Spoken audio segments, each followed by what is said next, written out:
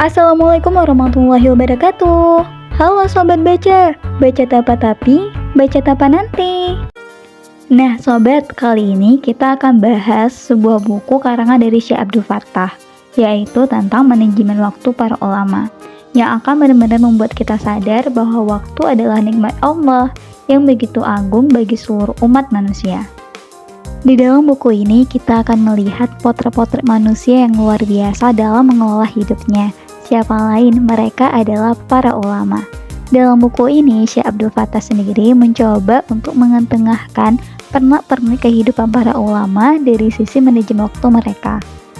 Sebagaimana bahwa seluruh bentuk kebaikan itu berpangkal dari waktu, maka barang siapa yang menyia-nyiakannya, ia tidak akan pernah menuaikan kebaikan. Itulah yang selalu ada di benak para ulama. Buku manajemen waktu para ulama ini terdiri dari 212 halaman dengan 5 topik pembahasan menarik, yang diawali dengan menyadarkan pembaca tentang betapa pentingnya waktu. Nah sobat, pada pembahasan di awal ini diuraikannya beberapa ayat Al-Quran bahwa waktu adalah salah satu pokok nikmat yang paling agung. Ditambah lagi penegasan bahwa Allah mencela orang-orang kafir karena ia telah menyia-nyiakan umurnya dan berlomba-lomba di atas kekufuran.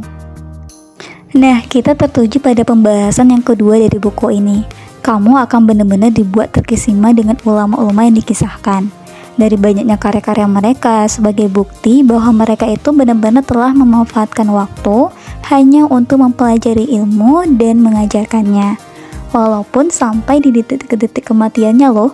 Jika kamu benar-benar nih memahami kisah ulama yang disampaikan di dalam buku ini, kamu akan benar-benar paham apa dan bagaimana untuk menentukan prioritas utama. Oke, kita lanjut ya pada pembahasan yang ketiga dari buku ini, yaitu tentang jangan pernah sia-siakan waktu. Di sini kamu akan mendapatkan banyak banget nasihat-nasihat yang bertubi-tubi, di mana kamu juga bisa mendapatkan bantuan bagaimana cara memanfaatkan waktu. Ya seperti yang dibahas di buku ini, yaitu berusaha sebisa mungkin untuk menyendiri, cukup mengucapkan salam atau keperluan ketika bertemu orang lain, maka insya Allah waktu kita akan benar-benar terjaga dengan baik. Dan pada pembahasan yang keempat dari buku ini, yaitu tentang manajemen waktu membuahkan karya.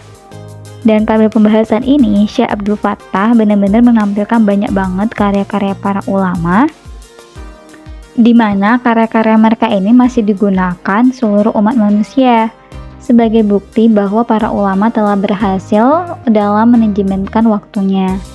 Nah, sekilas sob, penjelasan di buku ini benar-benar jelas banget, apalagi selalu diikuti oleh berbagai sumber. Dan pembahasan di akhir buku ini, kita akan benar-benar dibimbing untuk memperhatikan rambu-rambu manajemen waktu. Ya seperti bagaimana kita bisa membagi kegiatan kita sesuai dengan waktu yang kita butuhkan. Seperti mana di dalam buku ini dijelaskan tentang waktu-waktu terbaik untuk mengisi kegiatan-kegiatan tertentu sob.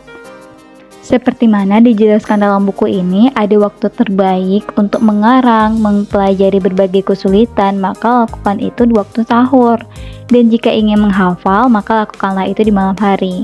Nah, selain itu pula, kita diberikan beberapa hal seperti bagaimana menanggapi rasa bosan dan kemudian rasa malas ketika belajar, dan juga ditekankan kepada kita untuk mendahulukan hal yang penting dan menyadarkan waktu yang telah berlalu tidak akan pernah kembali lagi. Di bagian akhir pembahasan di buku ini ada kalimat yang benar-benar ngena banget, bahkan seperti ada batu loncatan untuk bisa menantang diri, yaitu bahwa orang yang bersungguh-sungguh adalah mencari keutamaan yang sempurna, di mana hal itu tidak didapatkan kecuali dengan menghimpun antara ilmu dan amal. Semua cita-cita itu akan tercapai sesuai dengan besarnya kemauan seseorang, maka cita-cita harus tinggi menuju kesempurnaan.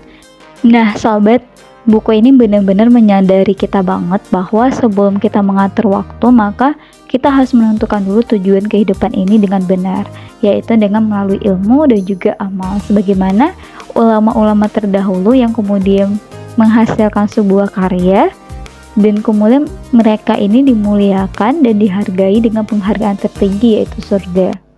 Terima kasih telah menonton video ini ya. Wassalamualaikum warahmatullahi wabarakatuh.